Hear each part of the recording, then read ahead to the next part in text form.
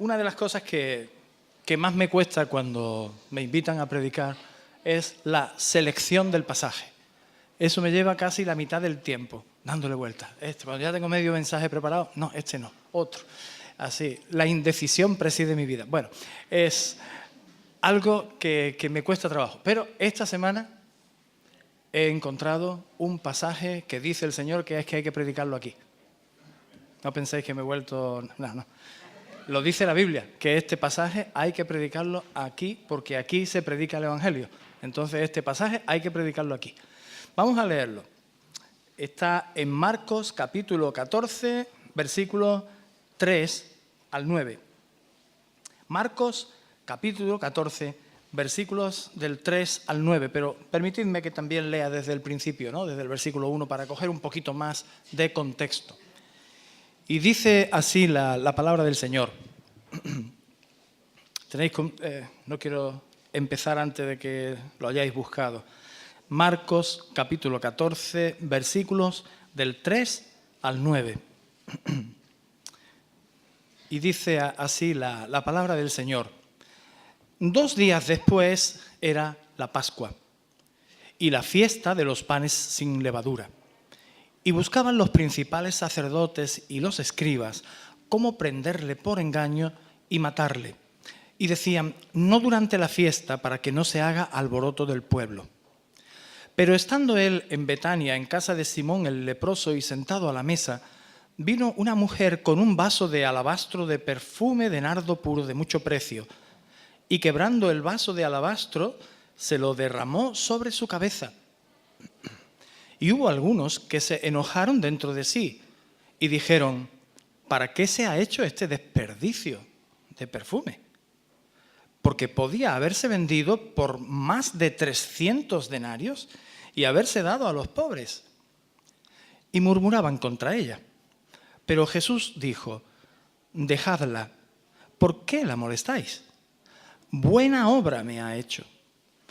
Siempre tendréis a los pobres con vosotros, y cuando queráis les podréis hacer bien, pero a mí no siempre me tendréis. Esta ha hecho lo que podía, porque se ha anticipado a ungir mi cuerpo para la sepultura. De cierto os digo que donde quiera que se predique este evangelio en todo el mundo, también se contará lo que ésta ha hecho para memoria de ella. Así que no sé cuándo fue la última vez que predicó Natanael sobre este texto, que seguramente que lo habrá hecho, pero débilmente no lo recuerda. Así que digo, hoy vamos a predicar de esto, porque en donde se predique el Evangelio hay que contar esta historia. Muy bien, pues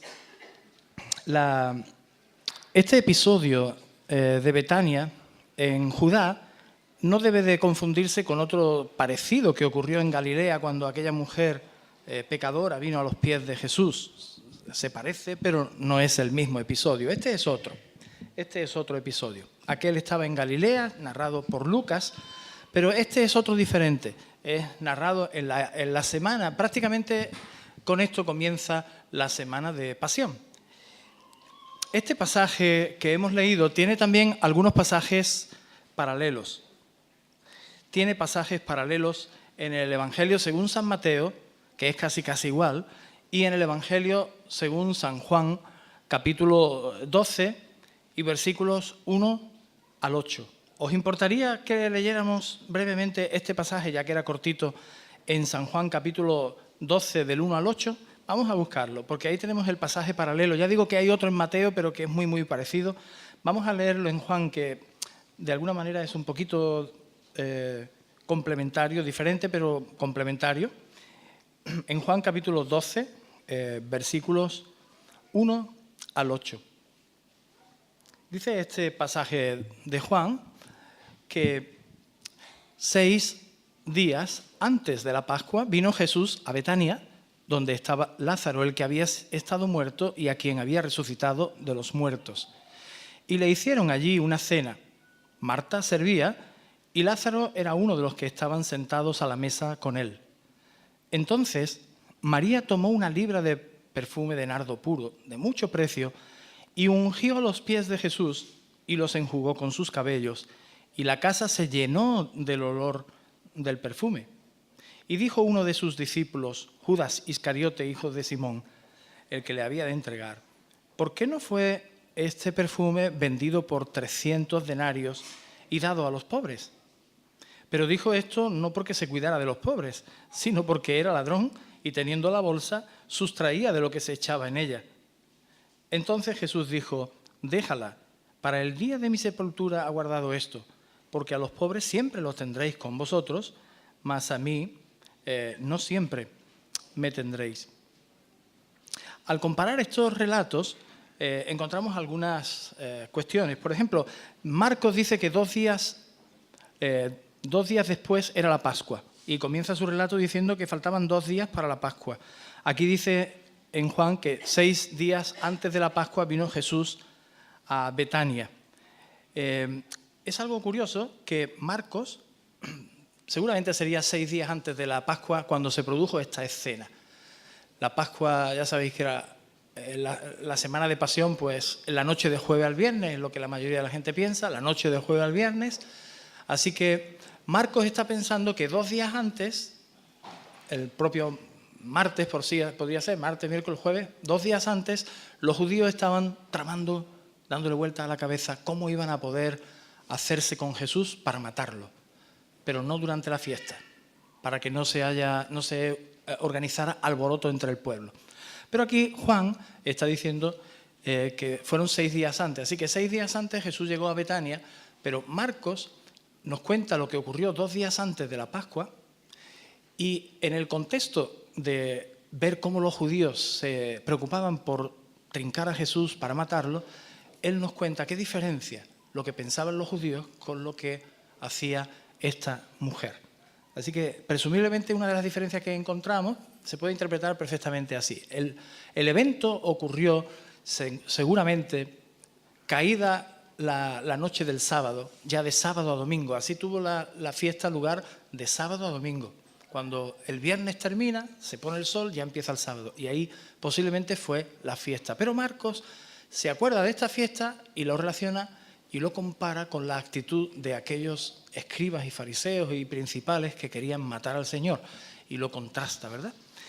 Otra cuestión curiosa que llama la atención al comparar los 2 pasajes es que, ¿habéis visto cómo se llamaba la mujer en el pasaje de Marcos? Pues no está el nombre, ¿verdad? No aparece el nombre. Sin embargo, Juan sí que menciona que la mujer era María. Y posiblemente, dicen los eruditos, que posiblemente es porque Marcos y Mateo se escribieron antes de la destrucción del templo. Poner su nombre en este evangelio, posiblemente María todavía vivía, era exponerla a un gran peligro. Pero una vez que ya el templo se destruyó y cuando ya Juan escribió su evangelio, ya bastante tiempo después, entonces ya con toda libertad podía apuntar el nombre de la persona. Bueno, esto nos dicen los eruditos. Son algunas cuestiones que se nos comparan entre un texto y otro. También en Juan se nos explica un poquito más que uno de los discípulos que lideraba la protesta y la indignación por aquello era Judas, ¿no? Cosa que en los otros no se menciona. Hay pasajes entonces paralelos, estos 3 pasajes paralelos. Me gustaría que reconstruyéramos un poquito la historia, tal como la hemos leído en Marcos. Así es que entonces estaba cerca la Pascua, que la Pascua era una de esas fiestas. Deuteronomio decía que no podrían sacrificar la Pascua en las ciudades que el Señor les daba, solo donde Él eligiera para morar allí. Así que la Pascua se celebraba en Jerusalén. Los judíos, tanto de Jerusalén como de la diáspora, de todas partes del imperio, venían a Jerusalén cuando podían, venían en la fiesta de la Pascua, venían también en Pentecostés. De manera que, a pesar de que los judíos tramaban no trincar a Jesús durante la Pascua para que no hubiera mucho alboroto, también pensando que pudieran hacer las cosas más secretamente, sin embargo Dios en su provisión eligió la fiesta de la Pascua para que el Señor Jesús muriera y aún algo más grandioso o igual de grandioso, que resucitara. Y algunas semanas después el Señor Jesús eligió otra fiesta, Pentecostés, cuando todo el pueblo volvía otra vez a Jerusalén, los que podían, ¿no? Volvían a Jerusalén para celebrar la fiesta de Pentecostés, para el Señor hacer descender el Espíritu Santo sobre la Iglesia. De manera que estos eventos, que fueron súper importantes, estuvieron acompañados de una multitud de judíos que venían a Jerusalén y fueron testigos de aquellas cosas. Así que esos judíos luego, cuando volvieron a sus casas, llevaban las buenas noticias, porque claro, imaginaros, Jerusalén para el judío era el centro del mundo. Todos decían subir a Jerusalén, ¿no? Los demás vivían en provincias, en el extrarradio. Así que cuando los judíos habían ido a Jerusalén, en aquel entonces no había noticias, ni canales vía satélite, ni nada. Todos los que volvían a casa daban las noticias y los demás esperando. ¿Qué te cuentas de Jerusalén? ¿Qué pasa por allí? ¿Qué ha ocurrido? No veas la que se ha montado. Allí un tal Jesús, lo han matado, ha resucitado. ¡Wow! No lo veas. Y al cabo de 3 meses, otra vez, otra remesa. Bueno, ¿qué hay de nuevo por Jerusalén? El Espíritu Santo ha descendido y los apóstoles predicando el perdón de pecados y que la gente se arrepienta de haber rechazado al Mesías, pero que hay perdón en él y la resurrección. Todo esto lo promovió el Señor en su divina voluntad. Así que ellos dispusieron una cosa, pero el Señor dispuso otra. Él tenía pensado y él sabía de su muerte allá en Jerusalén. Y cuando venía camino a Jerusalén, muchas veces le iba explicando a los discípulos la necesidad que tenía de padecer en Jerusalén y de sufrir de los principales de los judíos. Así es que esto ocurrió según la provisión de Dios. En el versículo 3 nos dice que estando él en Betania. Betania, todo el mundo ha oído hablar del Monte de los Olivos, ¿verdad? El Monte de los Olivos, que, a ver si lo digo al revés, para que no os confunda yo con mi mano. Al este del Monte de los Olivos, al este, estaba esta población de Betania. Y mirando hacia el oeste, desde el monte de Jerusalén, mirando hacia el oeste, estaba Jerusalén. Y mirando hacia el este, lo digo bien al contrario, ¿no? Mirando hacia el este, estaba Betania. Y hacia acá estaba Jerusalén. De manera que la distancia que había de Jerusalén a Betania eran 3 kilómetros. No sé, a lo mejor como de aquí a donde está la policía. Una cosa así, ¿no? O una cosa pequeña, una distancia pequeña. Ahí es donde Betania vivían Marta, María, Lázaro, estas personas que en distintas ocasiones aparecieron en la vida de Jesús. Esta Betania significa casa de dátiles, es el nombre la etimología de ese nombre, ¿no? Casa de dátiles o casa de higos. En esta ciudad de Betania residía también un Lázaro, que había sido leproso, ¿verdad?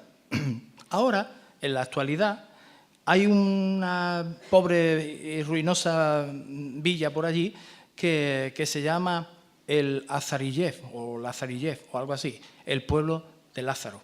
De manera que todavía aquello se conserva. Muy bien, pues nos dice el pasaje que estaban en Betania, pero estaban en casa de Simón el leproso. Este hombre, la lepra siendo una enfermedad tan mortal como era la lepra, es de presumir que tuvo esa enfermedad y se curó. Y probablemente, muy probablemente, es que el Señor le curó.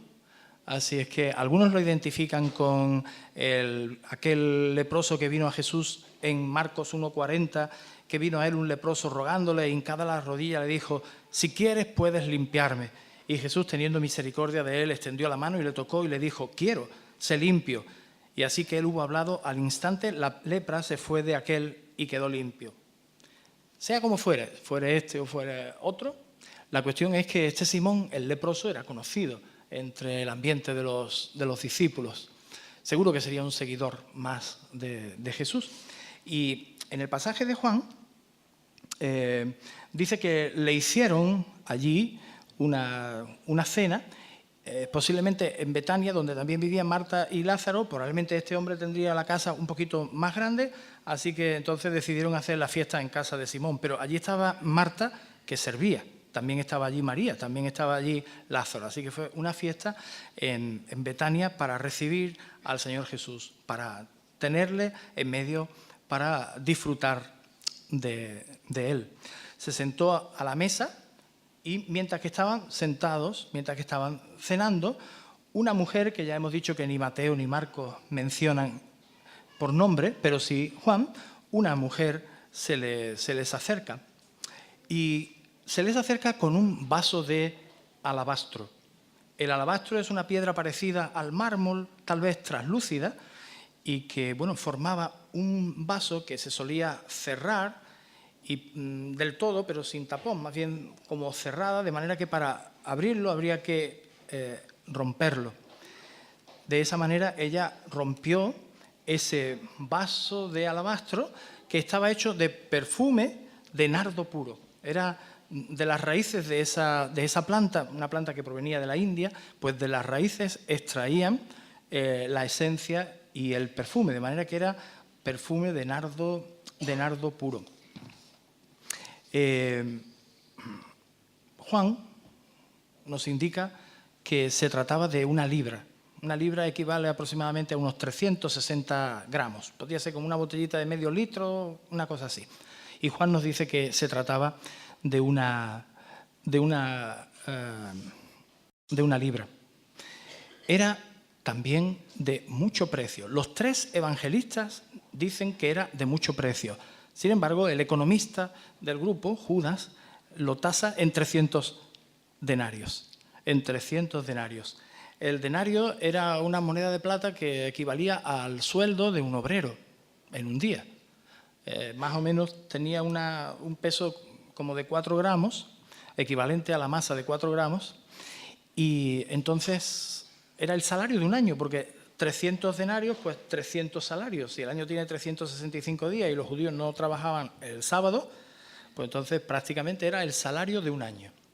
Eso, si queremos traerlo a nuestro tiempo, no sé, ahora la cosa está muy mala. Antes el que era 1000 eurista era un pobrecito, 1000 eurista. Hoy día, ¡qué suerte!, gana 1000 euros. Entonces, bueno, no sé a qué podría equivaler el trabajo de un obrero durante un año, pero pongamos una cosa equilibrada a nuestro alcance de hoy. Tal vez 1000 euros al mes, 1000 euros por 12 meses, 14 pagas tendrían en aquel entonces, no lo sé. Total, 1200 euros, 1500 euros, no, 15.000 euros, ¿no? Son 1000 y pico por mes, 12 meses, 15.000 euros, más o menos.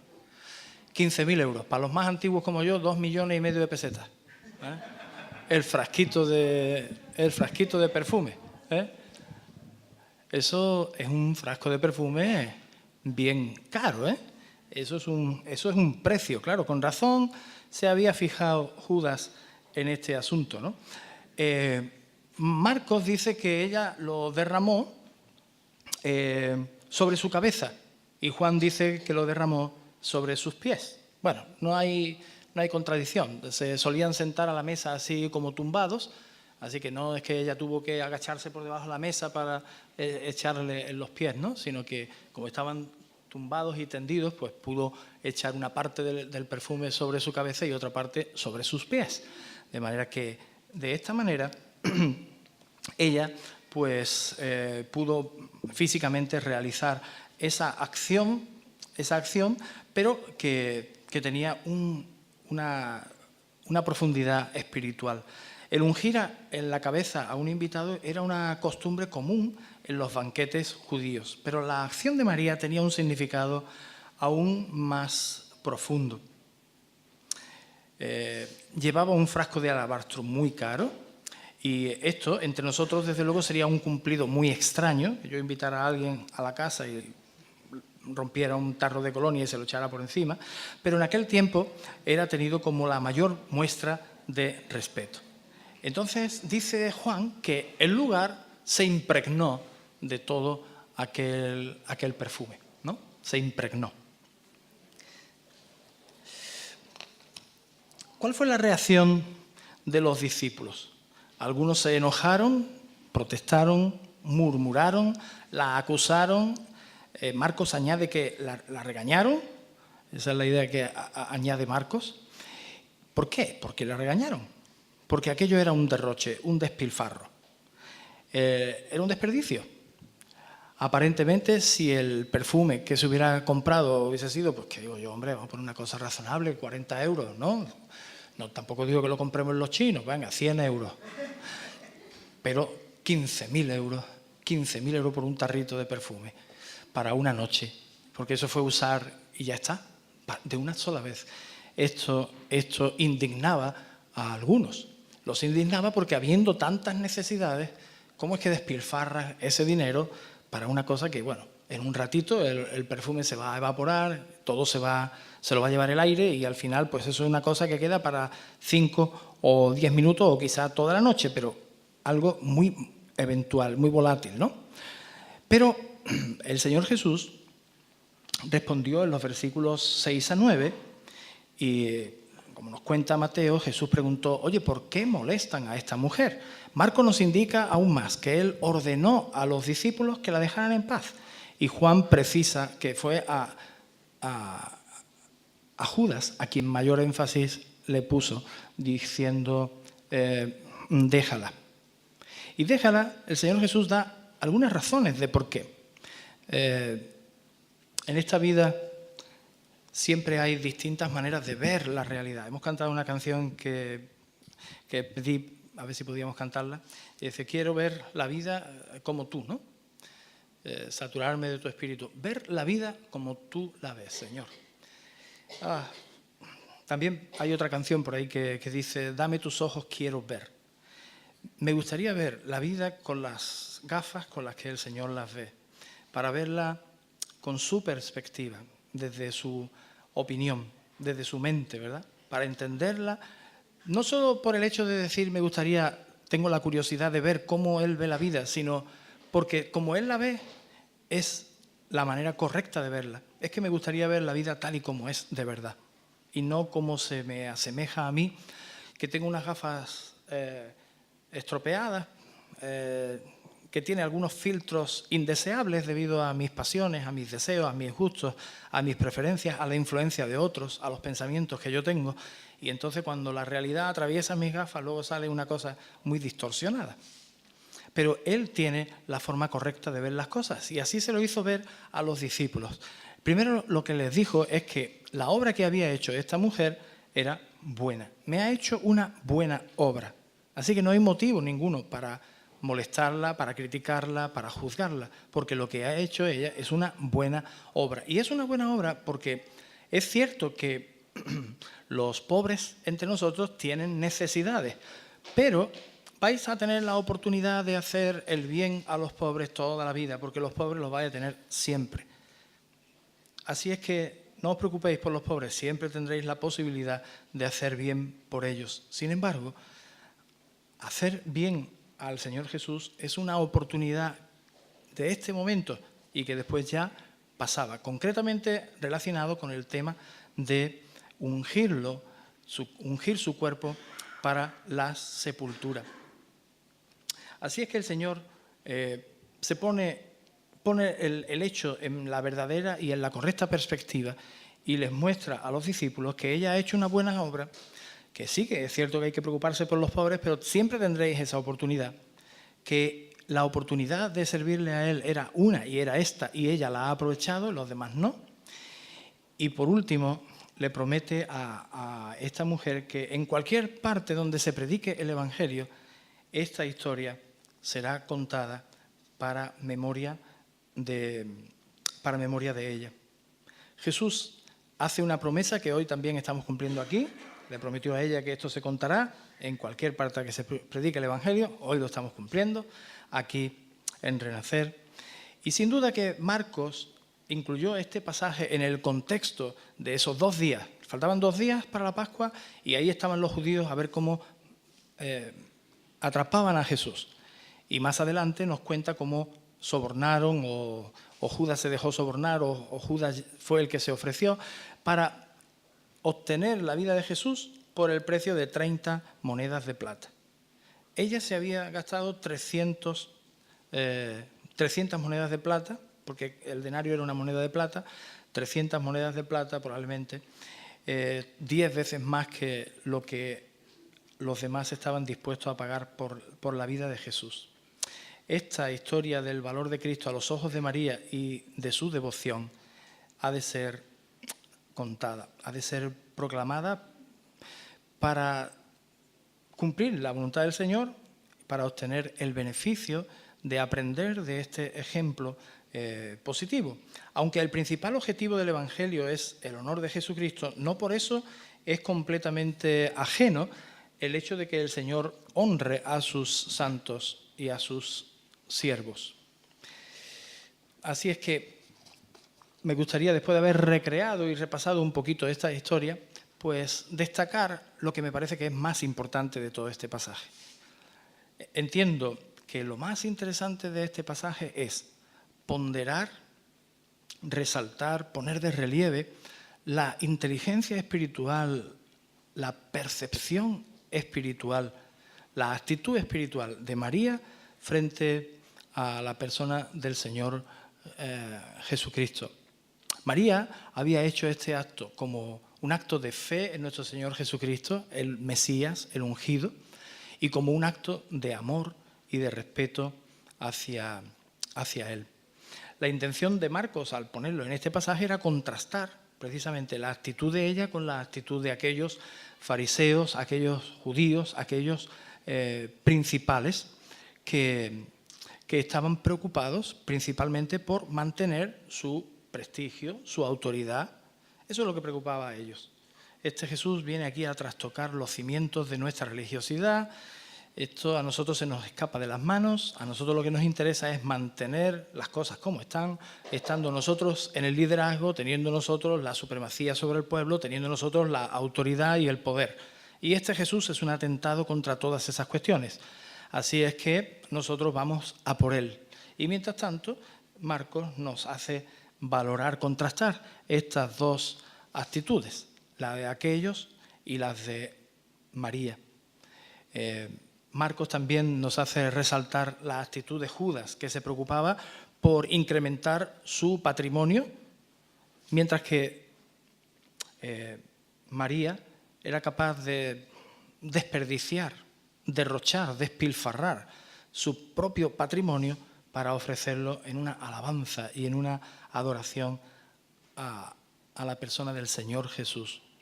Los discípulos se preocupaban por repartirse los ministerios y las secretarías y sus secretarías de Estado. Jesús había venido camino a Jerusalén y le había explicado a los judíos, le había explicado a los discípulos que le era necesario morir y padecer mucho en Jerusalén. Pero los discípulos parece que no se enteraban. Y entonces Jesús caminaba por delante y ellos iban discutiendo por el camino. Vamos camino de Jerusalén, seguramente se instaurará el reino, así quién de nosotros va a ser el mayor. Ahí se estaban repartiendo ya los ministerios y las subsecretarías de Estado. Eso es lo que les interesaba a ellos, así que como esa era su perspectiva, estaban en eso. Con estos comentarios que hacían hacia la mujer, pues estaban dando muestras de su falta de delicadeza ante ella, ante la mujer. El amor todo lo cree, ¿no? Pero ellos ya habían juzgado que lo que estaba haciendo la mujer era un despilfarro. Estaban mostrando también la falta de respeto hacia el maestro. Hombre, una colonia cara, pero tan cara, porque al fin y al cabo es para el Señor Jesús. No sé, una falta de respeto, ¿no? Para el Señor. Encima, cuando alguien es mal pensado, siempre tiene buenas excusas, porque todo esto era porque el dinero era o debía de ser para los pobres. Pero ella, mientras tanto, no tenía estas preocupaciones que tenían los principales de los judíos, ni Judas, ni los discípulos. Ella, por su parte, parece que había entendido algo que los discípulos no habían comprendido, que al Señor le era necesario morir. Y todos estaban repartiéndose la tarta y ver qué parte me iba a corresponder. Y resulta que el Señor dice, es que tengo que morir. Sí, tiene que morir, pero luego me peleo con el otro a ver yo dónde voy a estar. Pero esta mujer no, esta mujer parece que había entendido que el Señor Jesús habría de morir. Y que lo que hizo, dice el Señor, lo hizo con miras a sepultar su cuerpo. Así es que lo que otros no fueron capaces de entender, La inteligencia espiritual, la percepción intelectual y espiritual que tuvo esta mujer, no la tuvieron los demás. Y para nosotros es un desafío en esta mañana. Y paso a la parte de la aplicación. No es la primera vez que María destaca en el Evangelio porque alguien la critica. Por ejemplo, su hermana, en cierta ocasión, cuando estaban comiendo y tal, pues la hermana le dice: Señor, que mira María aquí, escuchándote y yo trabajando, dile que ese espabile, que hay que poner la mesa, hay que trabajar. Y el Señor le dijo: Marta, estás turbada, pero ella ha escogido la buena parte.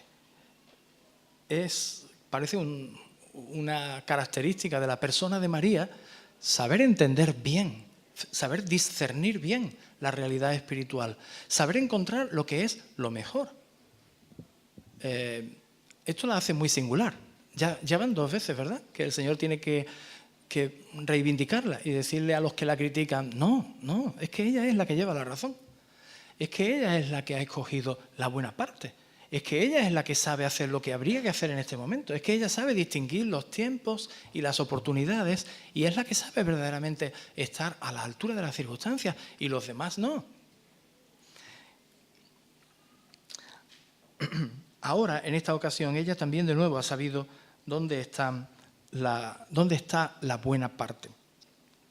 Hermanos, para nosotros es un desafío, porque ¿dónde estamos nosotros? Estamos insertos en la iglesia local y muchas veces estamos pensando en las actividades de la iglesia y cómo encajo yo dentro de esas actividades, ¿no? Se va a organizar este evento, estamos haciendo tales actividades y yo ¿cómo queda? ¿Mi papel en todo esto cuál es, no?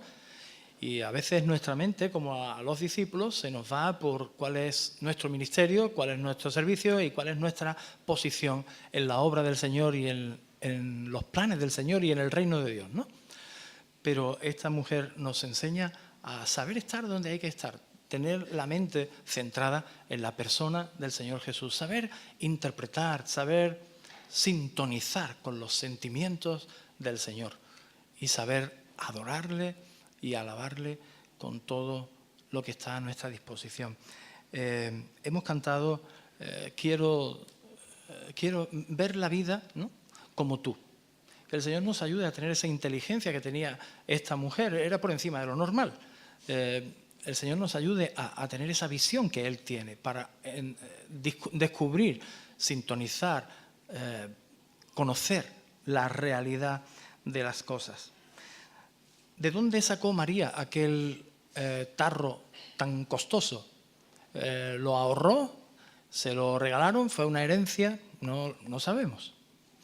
¿De qué forma esta historia ha inspirado a lo largo de los siglos a las personas que la han leído a hacer alguna ofrenda para el Señor?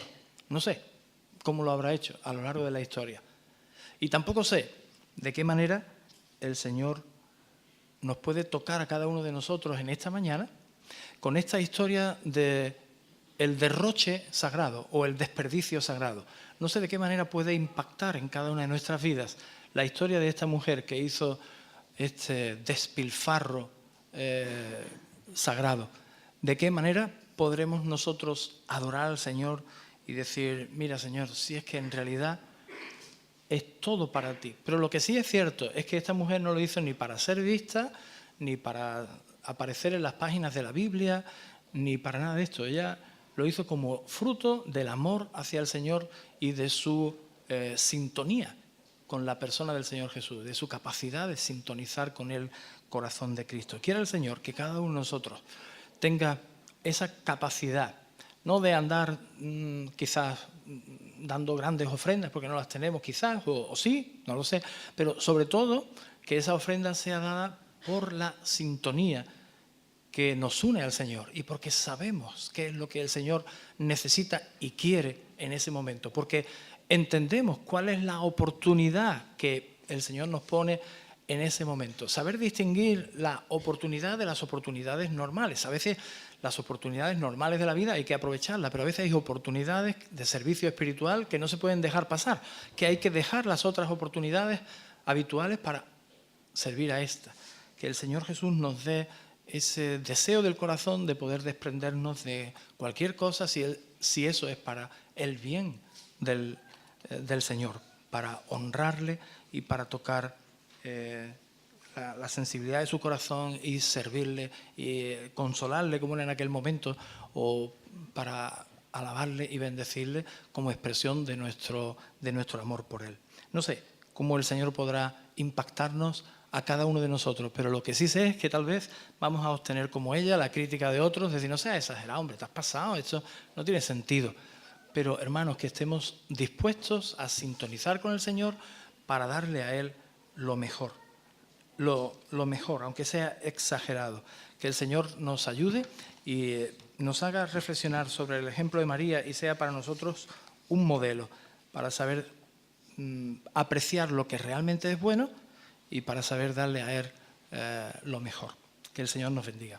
Amén.